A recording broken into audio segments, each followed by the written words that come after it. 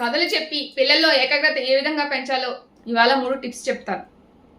అవేంటంటే, మొట్టమొదట పిల్లలకి ప్రతిరోజు రాత్రి నిద్రపోయే ముందు 10 నిమిషాలు కథ చెప్పాలి. అలా చెప్పినట్లయితే వాళ్ళు చాలా రిలాక్స్గా నిద్రపోతారు. రెండోది, కథ చెప్పేటప్పుడు ఆ చుట్టూ ఉన్న పరిస్థితుల్ని వర్ణిస్తూ కథ చెప్పాలి. అప్పుడు వాళ్ళ పిల్లలకి ఆ వర్ణన బుర్రలో బాగా నాటుకుంటుంది. పిల్లలు ఆ కథని వాళ్ళు మెదడులో ఊహించుకోగలుగుతారు. కథ కొంచెం చెప్పిన తర్వాత ఆ ముగింపు చెప్పకుండా, నువ్వైతే ఏ ముగింపు ఇస్తావు ఈ కథకి, నువ్వే ఆ స్థానంలో ఉంటే ఏం చేస్తావని పిల్లల్ని అడగాలి. అప్పుడు వాళ్ళు కొత్త కొత్త ఆలోచనలు ఆలోచిస్తారు. వాళ్ళలో క్రియేటివిటీ అనేది పెరుగుతుంది. అంతేకాకుండా కథ చెప్పాక పిల్లల్ని అనేక ప్రశ్నలు అడగాలి. ఉదాహరణకి నేను ఒక కథ చెప్తాను ఇప్పుడు. ఆ కథ ఏంటంటే, ఒక చెట్టు మీద కాకి గూడు కట్టుకుంది. గూడు కట్టుకుని గుడ్లు పెట్టింది. ఆ చెట్టు కిందే ఒక పుట్టలో పాము నివసిస్తూ ఉండేది. ఆ చెట్టుకి దగ్గరలోనే ఒక కొలనుంది. కొలంలోకి ప్రతిరోజు రాణిగారు చెరికత్తులు వచ్చి రోజు స్నానం చేస్తూ ఉండేవారు. కాకి గుడ్లు పెట్టుకుని ఆహారం కోసం రోజు బయటికి వెళ్ళేది.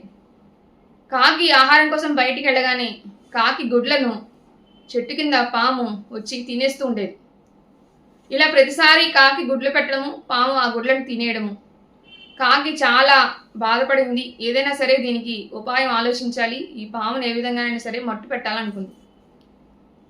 ఒకరోజు ఏం చేసింది, కాకి ఆహారం కోసం వెళ్ళినట్టే వెళ్ళి అక్కడ రాణిగారు స్నానం చేస్తుంటే ఒడ్డు మీద పెట్టుకున్న రాణిగారి బంగారపు ఆభరణాన్ని ఒకటి తీసుకొచ్చి రాజభట్లు అందరూ చూస్తుండగా, రాణిగారు చెలికత్తులు చూస్తుండగా ఆ బంగారపు ఆభరణాన్ని తీసుకొచ్చి పాము పుట్టలో వేసింది. భటులు పాము పుట్టని తవ్వడం మొదలెట్టారు. పామును చంపేసి ఆ ఆభరణాన్ని తీసుకున్నారు. కాకి పాము భారం నుంచి బయటపడింది. తన గుడ్లను తాను సంరక్షించుకుంది. కథ చెప్పాక మనం పిల్లల్ని రకరకాల ప్రశ్నలు అడగాలి. వాళ్ళు కథ శ్రద్ధగా విన్నారా లేదా అనేది అప్పుడు మనకు తెలుస్తుంది. ఉదాహరణకి, కాకి ఉపాయంతో తన గుడ్లను సంరక్షించుకుంది కదా, నువ్వైతే ఏం చేస్తావు? నువ్వెవరన్నా జీవితంలో ఉపాయంతో నీ అపాయాన్ని ఎదుర్కొన్నావా? కాకి పాముని చంపకుండా వేరే మార్గం ద్వారా కాకి గుడ్లను సంరక్షించుకోవచ్చా? కాకి పాముని ఎందుకు చంపాలనుకుంది?